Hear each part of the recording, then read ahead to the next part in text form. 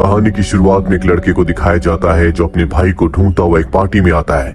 और जब वो अपने भाई के पास जाता है तो देखता है कि उसके भाई के शरीर में बहुत सारे निशान हैं जो कि जख्मों के हैं। साथ ही वो अपने पिता के बारे में अजीब अजीब सी बातें कर रहा होता है।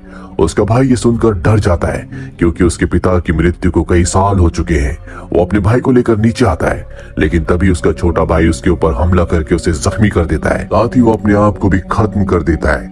वहीं दूसरी तरफ हमें मिया नाम की 17 साल की लड़की को दिखाया जाता है जिसकी मॉम की मृत्यु हो चुकी है और अब वो अपने रिलेटिव्स के घर पर रहती है। मिया के अपने पिता के साथ संबंध बहुत अच्छे नहीं है, उसके अपने पिता से नहीं बनती। तभी मिया को उसकी दोस्त जेड के भाई का कॉल आता है। वो कहता है कि जेड मुझे आज पिक करने के लिए नहीं आई, क्या तुम मुझे पिक करने के लिए आ सकती हो?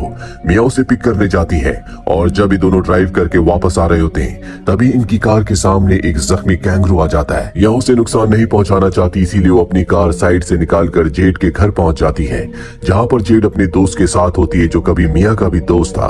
और अब जेड और मिया आपस में बात करना शुरू कर देते हैं। मिया जेड को एक वीडियो दिखाती है जिसमें एक लड़की की आंखें काली और बड़ी हो गई थी। वो बताती है कि इसके ऊपर शैतान का साया है। अब यहाँ पर इनके और भी दोस्त आ जाते हैं जो सब यहाँ पर पार्टी करने के लिए आए हैं। ये डिसाइड करते हैं कि ये गेम खेलेंगे। मिया कहती है कि सबसे पहले मैं इस गेम को खेलूंगी। ये टेबल के ऊपर कैंडल जलाते हैं, साथ ही वहाँ पर एक हाथ रख देते हैं। मिया को कहा जाता है कि तुम्हें इस हाथ से हैंडशेक करना है और सिर्फ कहना है टॉक टू मी। दरअसल इस गेम का नाम भी टॉक टू मी होता है। मिया ऐसे ही करती है और जैसे ही वो टॉक टू मी बोलती है उसके सामने अजीब सा एक बूढ़ा आदमी आकर खड़ा हो जाता है, जिसे देखकर वो डर जाती है और अपना हाथ उस आर्टिफिशियल हाथ से अलग कर देती है। वो आदमी सामने से गायब हो जाता है। मिया के सभी दोस्तों को ये देखकर बहुत मजा आता है। वो मिया को एक बार फिर से ऐसा करने के लिए कहते हैं। हालांकि मिया ऐसा नहीं करना चाहती, लेकिन अपने दोस्तों के कहने पर उसे करना पड़ता है और इस बार वो उस हाथ से हाथ मिलाने के बाद कहती है I'll let you in, यानी कि मैं तुम्हें अंदर आने की इजाजत देती हूँ। जिसके बाद उसकी आई बॉल्स बहुत बड़ी हो जाती जो पूरी काली होती है। वो जेड के भाई को ध्यान से देखती है और कहती है कि जो तुम्हारे पीछे खड़ा है वो तुम्हें बहुत पसंद करता है। ये सुनकर जेड का भाई डर जाता है क्योंकि उसके पीछे उस वक्त कोई नहीं होता। यह जोर जोर से चिल्ला चिल्ला कर उसे कहती है कि तुम यहाँ से भाग जाओ। ये देखकर सब डर जाते हैं। 90 सेकंड्स पूरे हो चुके हैं। वो मिया के हाथ से उस आर्टिफिशियल हाथ को अलग करने की कोशिश करते हैं, लेकिन वो इतनी आसानी से अलग नहीं होता। वो कैंडल भी बुझा देते हैं, जिसके बाद मिया अपने होश में वापस आ जाती है। रात को जेड के भाई को मिया की बातों से बहुत डर लग रहा होता है, इसीलिए वो मिया के पास आ जाता है जो आज उन्हीं के घर पर रुकी होती है। वो मिया के साथ ही सो जाता है।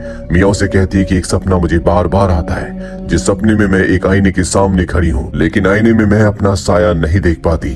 साथ ही वो उसे बताती है कि जिस वक्त मैंने वो रिचुअल किया था उस वक्त मुझे ऐसा लग रहा था कि मैं हवा में उड़ रही हूँ। मिया की बातें सुनते सुनते जेड का भाई सो जाता है, जिसके बाद वो अपने हाथ को उसके सर पर रखती है और तभी हम देखते हैं कि मिया का हाथ एक शैतानी हाथ है, यानी रिचुअल के दौरान जो शैतानी शक्ति उसके अंदर आ गई थी अब भी वो उसी के अंदर है। सभी दोस्त आज यहीं पर रुके होते हैं। इसके बाद वो अपने दोस्त के पास जाती है और इस गेम के इस हाथ के बारे में पूछती है। उसका दोस्त कहता है कि मुझे इस गेम के इस हाथ के बारे में ज्यादा नहीं पता। अब एक एक करके सभी दोस्त इस गेम को खेलते हैं और साथ ही वीडियो बनाते हैं। इस गेम में इन सबको बहुत मजा आ रहा होता है। जेड का भाई भी यहाँ पर आ गया होता है। जेड के अलावा हर किसी ने ये गेम खेली होती है और अब जेड का भाई भी इस गेम को खेलना चाहता है, लेकिन जेड मना कर देती है और वहां से चली जाती है। इसके बाद मिया कहती है कि तुम इस गेम को खेल सकते हो।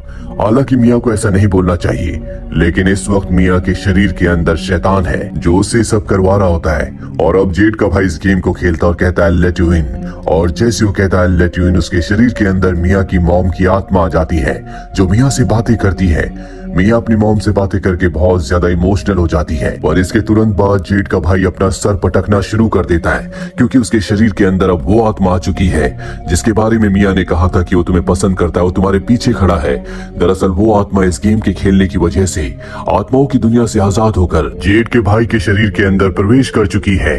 जेड का भाई बहुत ज्यादा जख्मी हो जाता है, इसीलिए उसे हॉस्पिटल ले जाया जाता है। मिया अपने घर आ जाती है जहाँ उसके पिता उससे बात करने की कोशिश करते हैं, लेकिन उसके पिता के साथ उसके संबंध अच्छे नहीं है। वो अपने कमरे में चली जाती है और अगले दिन वो जेड के भाई से हॉस्पिटल में मिलने जाती है, लेकिन जेड उसे कहती कि तुम्हारी वजह से मेरे भाई की हालत हुई है, तुम यहाँ से चली जाओ। जिसके बाद वो जेड के दोस्त के साथ घर वापस आ जाती है और उसे कहती है कि आज रात तुम मेरे साथ ही रुक जाओ क्योंकि मुझे बहुत डर लग रहा है। रात को वो अपनी मॉम की वीडियो देखकर सो जाती है। उसे अजीब से सपने आते जिसमें वो अपनी मॉम को मरा हुआ देखती है। तभी उसकी नींद खुलती है। वो देखती है कि उसके हाथों से खून निकल रहा है और ये भी सपने के अंदर एक दूसरा सपना था अब वो असल में उठ जाती है और जेड के दोस्त को देखने के लिए उसके रूम में जाती है। वो देखती है कि वहाँ पर एक शैतान उसका पैर चूस रहा है। वो उसे उठाती है और जैसे ही वो उठता है तो देखता है कि कोई शैतान नहीं बल्कि मिया खुद उसका पैर चूस रही है।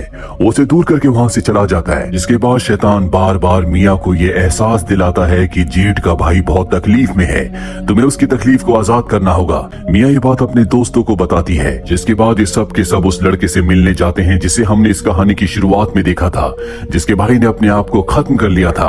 वो कहता है कि वो शैतानी हाथ आत्माओं की दुनिया में जाने का रास्ता है, इससे ज्यादा मैं उस हाथ के बारे में कुछ नहीं जानता। ये कहकर वो वहाँ से चला जाता है और अब मिया के दोस्त भी अपने अपने रास्ते निकल जाते हैं, क्योंकि इनके पास जेड के भाई को ठीक करने का कोई रास्ता नहीं है।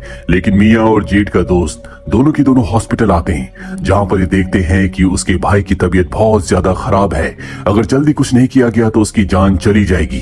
अभी याद करने की कोशिश करते हैं कि उस दिन रिचुअल के दौरान शायद इन्होंने कोई गलती की थी, और जब ये उस दिन को पूरी तरह से याद करते हैं तो इन्हें याद आता है कि जब जेड का भाई अपना सर पटक रहा था तो उसे संभालने के चलते ये कैंडल को बुझाना भूल गए थे, जो कि गेम को खत्म करने का एक तरीका है, जिस वजह से शैतान अपनी दुनिया से हमारी दुनिया में आ गया। ये एक बार फिर से उस गेम को खेलने का फैसला करते हैं, इसीलिए उस शैतानी हाथ को ये जेड के भाई के हाथ से मिलाते हैं। लेकिन उसकी हालत बहुत ज्यादा खराब होती है और जब तक वो बोलेगा नहीं ये गेम शुरू नहीं होगी। मिया को लगता है कि जेड का भाई मारा गया, इसीलिए उस शैतानी हाथ को वो अपने हाथ से मिला देती है और कहती है कि टॉक टू मी रायली। जेड के भाई का नाम रायली है। वो कहना चाहती है कि रायली तुम मुझसे बात करो, क्योंकि उसे लगता है कि वो आत्माओं की दुनिया में है। लेकिन तभी उसके सामने एक छोटी बच्ची आ जाती है जो उसे कहती है कि आई लेट यू इन, जिसके बाद वो आत्माओं की दुनिया में चली जाती है, जहाँ पर मिया देखती है कि जेड के भाई की आत्मा को वहाँ पर शैतान ने जकड़ रखा है। उसके चारों तरफ बहुत सारे शैतान होते हैं। वो बहुत ज्यादा डर जाती है, इसीलिए अपनी दुनिया में वापस आ जाती है। और जब वो अपने घर आती है तो देखती है कि उसके पिता उसी का इंतजार कर रहे हैं। मिया को एक लेटर दिखाते और कहते हैं कि ये तुम्हारी मॉम का लेटर है। वो मिया को लेटर पढ़कर सुनाते हैं, जिसमें उसकी मॉम ने लिखा होता है कि मैं अब बिल्कुल दर्द में नहीं हूँ, मैं यहाँ पर ठीक हूँ, तुम भी अपना ध्यान रखना। मिया लेटर सुनकर बहुत ज्यादा इमोशनल हो जाती है, अपने पिता के गले लग जाती है। और तभी उसे उसकी मॉम की आत्मा दिखती है जो कहती है कि तुम्हारे डैड झूठ बोल रहे हैं। बार बार उसे यही आवाज सुनाई देती है और तभी उसके पिता के अंदर शैतान आ जाता है जो उसके ऊपर हमला कर देता है। वो अपनी जान बचाने के लिए अपने पिता को मार देती है। दरअसल उसके पिता के अंदर कोई शैतान नहीं आया था, ये मिया का एक भ्रम था। वो भूल गई थी कि वो उसके पिता हैं और अब उसने अपने पिता की जान ले ली। जिसके बाद वो जेड को कॉल करती है और बताती है कि मैं बहुत ज्यादा तकलीफ में हूँ, तुम मेरे घर आ जाओ। मिया की आवाज में तकलीफ देखकर जेड अपने आप को रोक नहीं पाती और अपने भाई को हॉस्पिटल में अकेला छोड़कर, जो कि बेहोशी की हालत में है, वो गाड़ी में बैठकर मिया के घर की तरफ निकल पड़ती है। लेकिन हम देखते हैं कि मिया हॉस्पिटल की पार्किंग में है।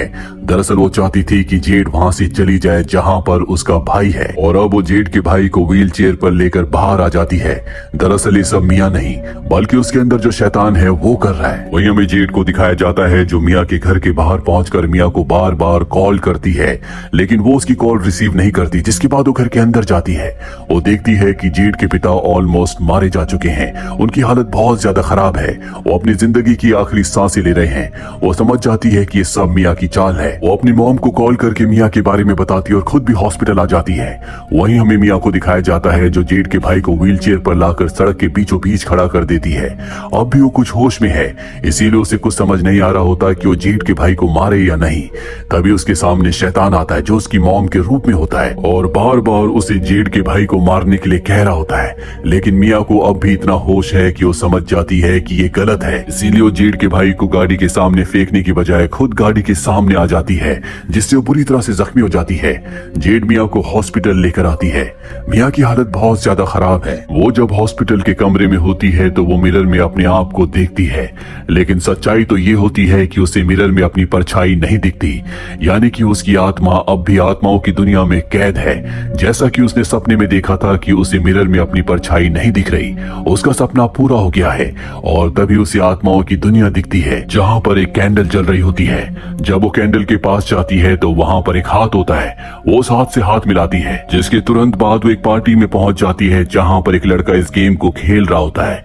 वो कहता है आई लेट यू इन, यानी कि जिस तरह से मिया और उसके दोस्तों ने इस गेम को खेला था, अब ये सब भी इसी गेम को खेल रहे हैं, जिनके पास एक डिसफिगर्ड हाथ है और ये हाथ और किसी का नहीं, मिया का हाथ है। यानी कि पहले मिया उस तरफ थी, यानी कि इंसानों की दुनिया में, और जिस हाथ से उसने हाथ मिलाया था वो किसी आत्मा का था, और अब मिया खुद वो आत्मा बन चुकी है जो इस रिचुअल करने के बाद, यानी कि उस हाथ से हाथ मिलाने के बाद इंसानों की दुनिया में आकर इंसानों से बातें करेगी। और इसी के साथ ही फिल्म, ये कहानी यहीं पर खत्म हो